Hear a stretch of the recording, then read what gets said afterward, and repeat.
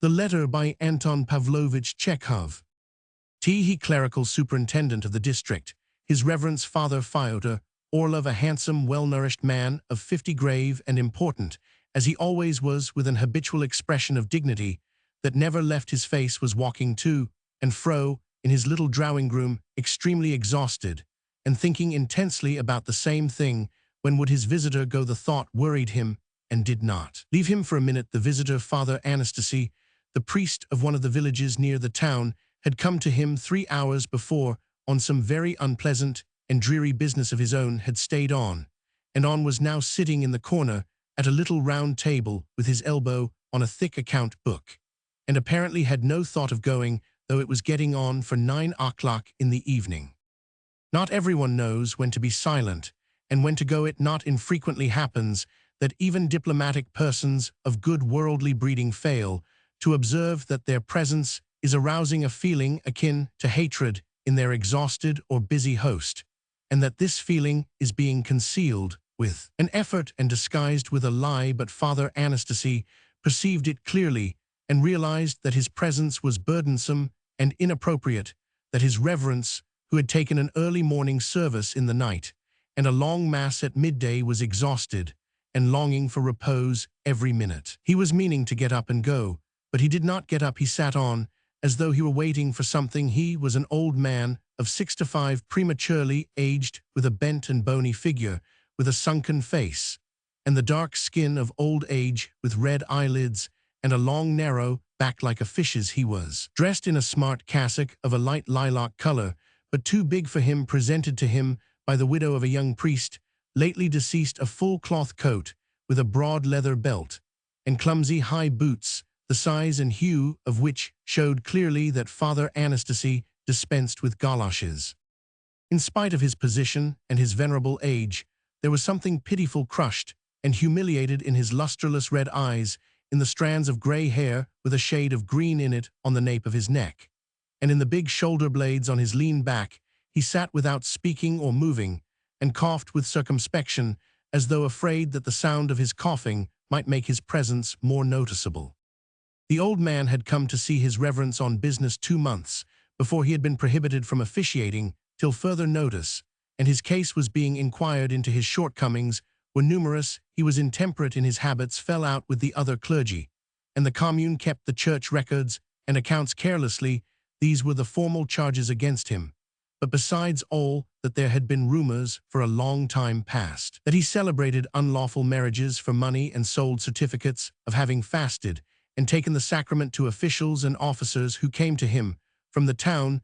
These rumors were maintained the more persistently that he was poor and had 9 children to keep who were as incompetent and unsuccessful as himself.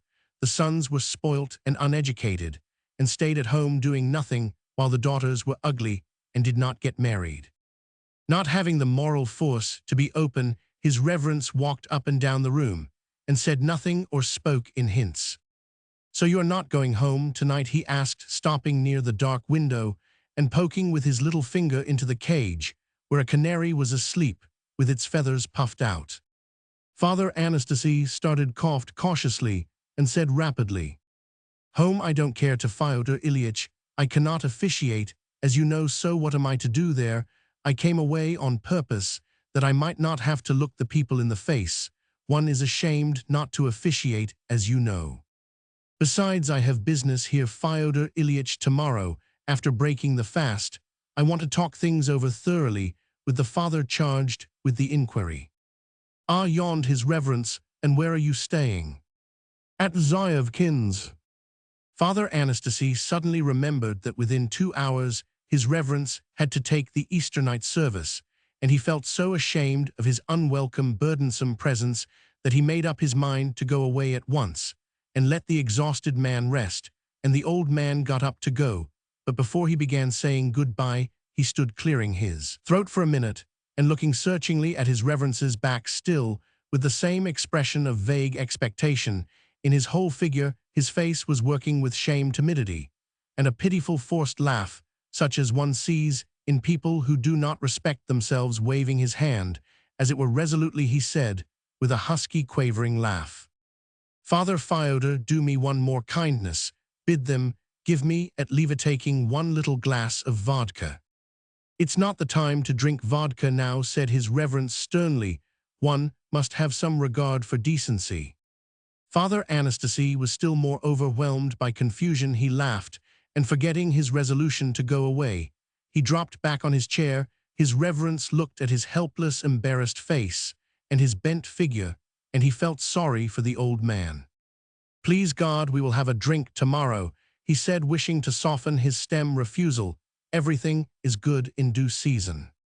His reverence believed in people's reforming, but now when a feeling of pity had been kindled in him, it seemed to him that this disgraced, worn-out old man, entangled in a network of sins and weaknesses, was hopelessly wrecked, that there was no power on earth that could straighten out his spine, give brightness to his eyes, and restrain the unpleasant, timid laugh, which he laughed on purpose to smooth, over to some slight extent, the repulsive impression he made on people. The old man seemed now to Father Fyodor not guilty and not vicious, but humiliated, insulted, unfortunate. His reverence thought of his wife, his 9 children, the dirty beggarly shelter at Zyevkin's. He thought for some reason of the people who are glad to see priests drunk and persons in authority detected in crimes, and thought that the very best thing Father Anastasie could do now would be to die as soon as possible and to depart from this world forever. There were a sound of footsteps. Father Fyodor, you are not resting, a bass voice asked from the passage. No, deacon, come in. Orlov's colleague, the deacon, Lyubimov, an elderly man with a big bald patch on the top of his head, though his hair was still black, and he was still vigorous-looking with thick black eyebrows like a Georgian's, walked in. He bowed to Father Anastasie and sat down. What good news have you? Asked his reverence. What good news? Answered the deacon, and after a pause, he went on with a smile. When your children are little, your trouble is small. When your children are big, your trouble is great. Such goings on, Father Fyodor, that I don't know what to think of it. It's a regular farce, that's what it is. He paused again for a little, smiled still more broadly, and said, Nikolai Matveyevich came back from Kharkov today. He has been telling me about my Pyotr. He has been to see him twice, he tells me. What has he been telling you then? He has upset me, God bless him. He meant to please me, but when I came to think it over, it seems there is not much to be pleased at. I ought to grieve, rather than be pleased. Your Petrushka said he lives in fine style. He is far above us now, said he. Well, thank God for that, said Roman. One, I dined with him, said he, and saw his whole manner of life. He lives like a gentleman. He said you couldn't wish to live better. I was naturally interested, and I asked, and what did you have for dinner first? He said a fish course, something like fish soup, then tongue and peas, and then he said roast turkey in Lent. That is something to please me, said Roman. 1 turkey in Lent, eh? Nothing marvelous in that, said his reverence, screwing up his eyes ironically, and sticking both thumbs in his belt. He drew himself up and said in the tone in which he usually delivered discourses or gave his scripture lessons to the pupils in the district school, people who do not keep the fasts are divided into 2 different categories. Some do not keep them through laxity, others through infidelity. Your Pyotr does not keep them through infidelity, yes.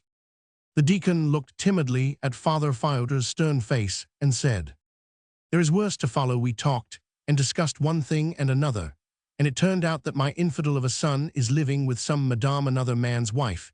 She takes the place of wife and hostess in his flat, pours out the tea, receives visitors, and all the rest of it, as though she were his lawful wife. For over 2 years, he has been keeping up this dance with this viper. It's a regular farce. They have been living together for 3 years, and no children. I suppose they have been living in chastity, chuckled Father Anastasie, coughing huskily. There are children, Father Deacon, there are, but they don't keep them at home. They send them to the foundling, hehe. Anastasie went on coughing till he choked. Don't interfere, Father Anastasie, said his reverence sternly. Nikolai Matveyevich asked him, What madame is this helping the soup at your table? The deacon went on gloomily, scanning Anastasie's bent figure. That is my wife, said he. When was your wedding? Nikolai Matveyevich asked him, and Pyotr answered, We were married at Kulikov's restaurant. His reverence's eyes flashed wrathfully, and the color came into his temples. Apart from his sinfulness, Pyotr was not a person he liked. Father Fyodor had, as they say, a grudge against him. He remembered him a boy at school. remembered him distinctly, because even then the boy had seemed to him not normal, as a schoolboy Petrushka had been ashamed to serve at the altar, had been offended at being addressed without ceremony, had not crossed himself on entering the room, and what was still more noteworthy, was fond of talking a great deal, and with heat and in Father Fyodor's opinion much talking was unseemly in children and pernicious to them. Moreover, Petrushka had taken up a contemptuous and critical attitude to fishing, a pursuit to which both his reverence and the deacon were greatly addicted. As a student, Pyotr had not gone to church at all, had slept till midday, had looked down on people, and had been given to raising delicate and insoluble questions with a peculiarly provoking zest. "What would you have?" his reverence asked, going up to the deacon and looking at him angrily. "What would you have?" This was to be expected. "I always knew and was convinced that nothing good would come of your Pyotr.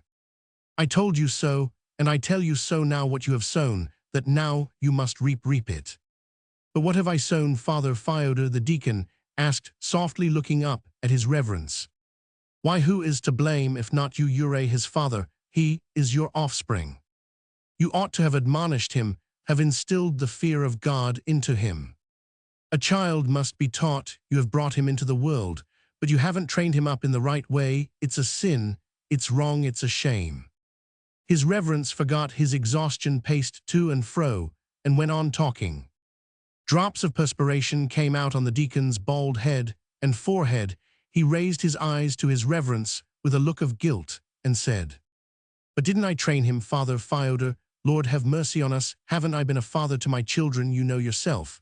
I spared nothing for his good. I have prayed and done my best all my life to give him a thorough education. He went to the high school, and I got him tutors, and he took his degree at the university. And as to my not being able to influence his mind, Father Fyodor, why, you can judge for yourself that I am not qualified to do so. Sometimes, when he used to come here as a student, I would begin admonishing him in my way, and he wouldn't heed me. I'd say to him, 'Go to church.' And he would answer, 'What for?' I would begin explaining, and he would say, 'Why, what for?' Or he would slap me on the shoulder and say, 'Everything in this world is relative, approximate, and conditional. I don't know anything, and you don't know anything either, Dad.'"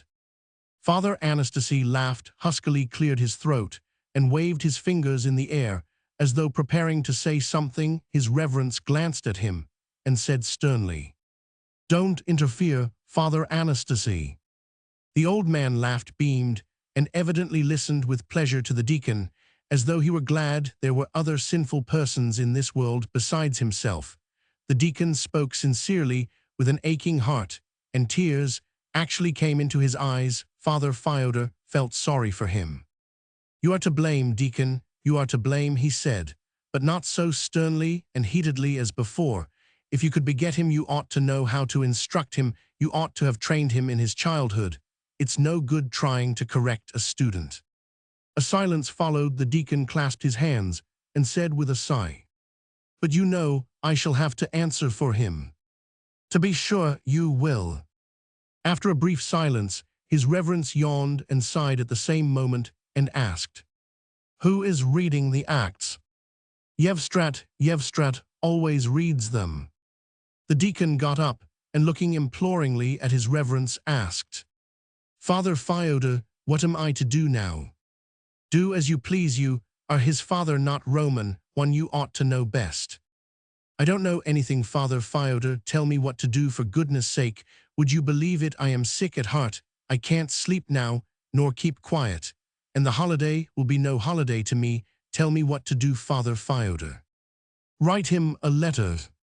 "What am I to write to him?" "Write that he mustn't go on like that. Write shortly but sternly and circumstantially, without softening or smoothing away his guilt. It is your parental duty. If you write, you will have done your duty and will be at peace." "That's true, but what am I to write to him? To what effect? If I write to him, he will answer, 'Why, what for? Why is it a sin?'" Father Anastasia laughed hoarsely again and brandished his fingers. "Why, what for? Why is it a sin?" he began shrilly. "I was once confessing a gentleman, and I told him that excessive confidence in the divine mercy is a sin, and he asked why I tried to answer him, but Anastasia slapped himself on the forehead. I had nothing here. Anastasie's words, his hoarse, jangling laugh at what was not laughable, had an unpleasant effect on his reverence, and on the deacon. The former was on the point of saying, "Don't interfere again," but he did not say it, he only frowned. "I can't write to him," sighed the deacon. "If you can't, who can?" "Father Fyodor," said the deacon, putting his head on one side and pressing his hand to his heart, "I am an uneducated, slow-witted man, while the Lord has vouchsafed you judgment and wisdom. You know everything and understand everything. You can master anything. While I don't know how to put my words together sensibly, be generous, instruct me how to write the letter, teach me what to say and how to say it." "What is there to teach? There is nothing to teach. Sit down and write." "Oh, do me the favor, Father Fyodor, I beseech you." "I know he will be frightened and will attend to your letter, because you see you are a cultivated man too. Do be so good. I'll sit down, and you'll dictate to me.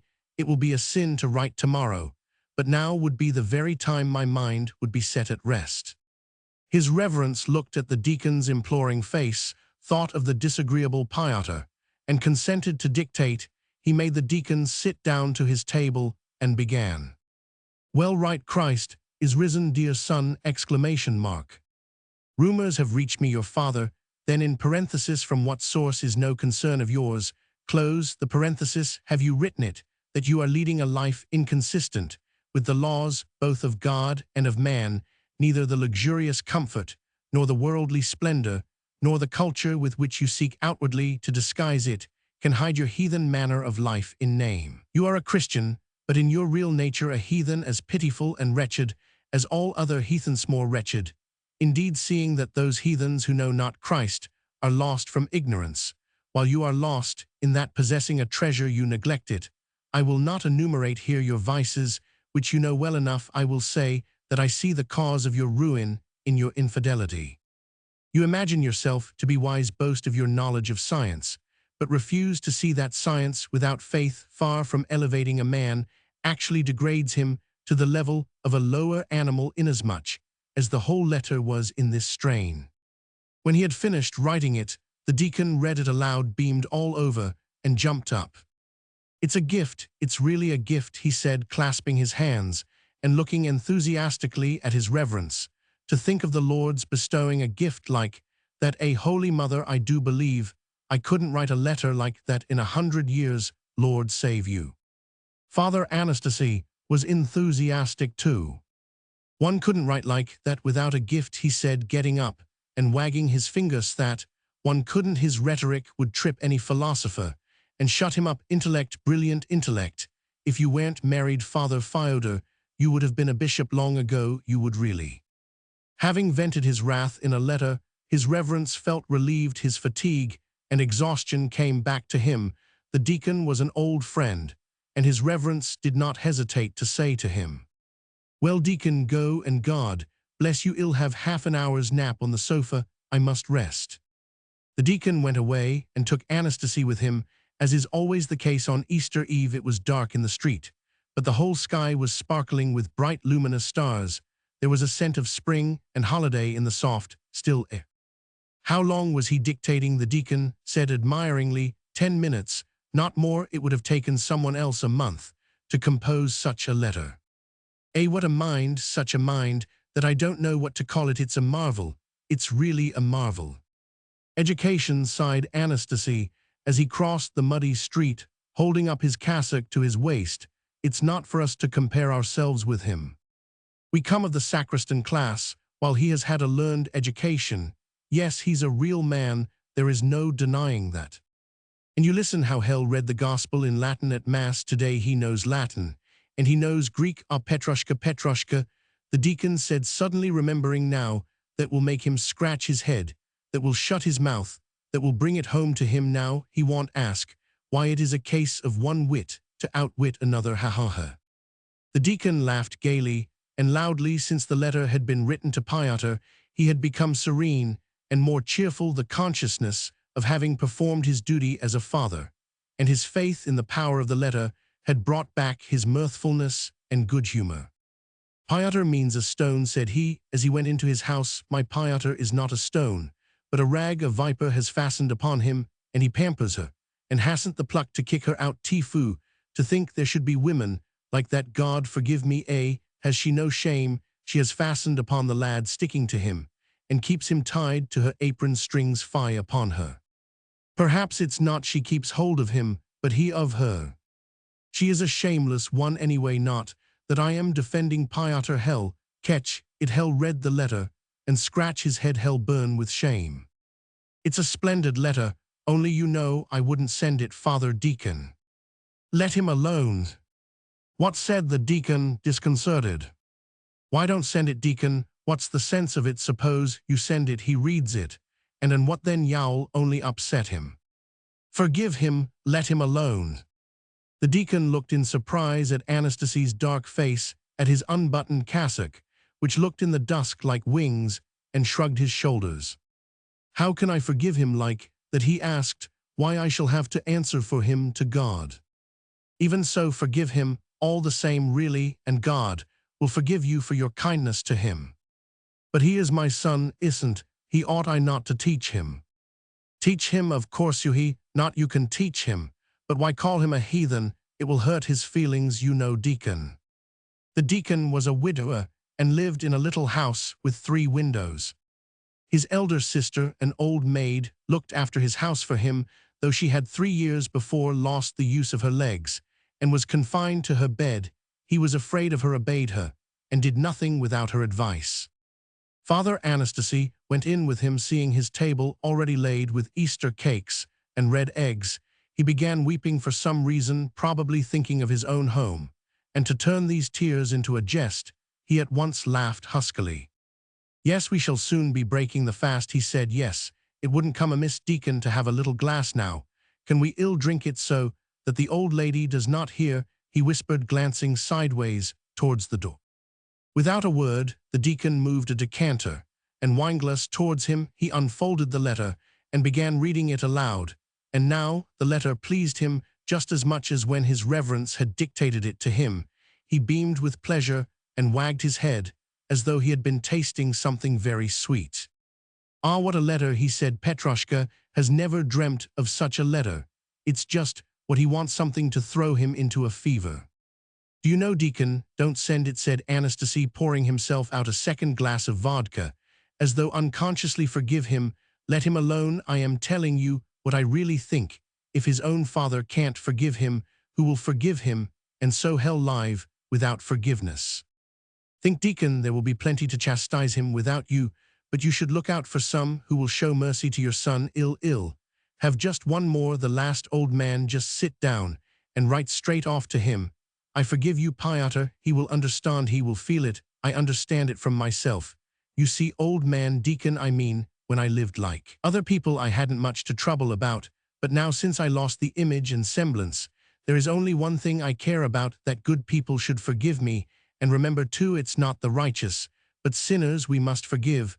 Why should you forgive your old woman if she is not sinful? No, you must forgive a man when he is a sad sight to look at. Yes. Anastasie leaned his head on his fist and sank into thought. It's a terrible thing, Deacon, he sighed, evidently struggling with the desire to take another glass. A terrible thing in sin. My mother bore me in sin. I have lived in sin. I shall die. God forgive me, a sinner. I have gone astray, Deacon. There is no salvation for me, and it's not as though I had gone astray in my life, but in old age at death's door I. The old man, with a hopeless gesture, drank off another glass, then got up and moved to another seat. The deacon, still keeping the letter in his hand, was walking up and down the room. He was thinking of his son. Displeasure, distress, and anxiety no longer troubled him. All that had gone into the letter now, he was simply picturing Piotr. He imagined his face. He thought of the past years, when his son used to come to stay with him for the holidays. His thoughts were only of what was good, warm, touching, of which one might think for a whole lifetime without wearying. Longing for his son, he read the letter through once more and looked questioningly at Anastasie. Don't send it, said the latter with a wave of his hand. No, I must send it anyway. I must bring him to his senses a little, all the same. It's just as well. The deacon took an envelope from the table, but before putting the letter into it, he sat down to the table, smiled, and added on his own account, at the bottom of the letter. They have sent us a new inspector. He's much friskier than the old one. He's a great one for dancing and talking, and there's nothing he can't do, so that all the Govorovsky girls are crazy over him. Our military chief Kostyrev will soon get the sack too. They say high time he did. And very well pleased, without the faintest idea that with this postscript he had completely spoiled the stern letter, the deacon addressed the envelope and laid it in the most conspicuous place on the table.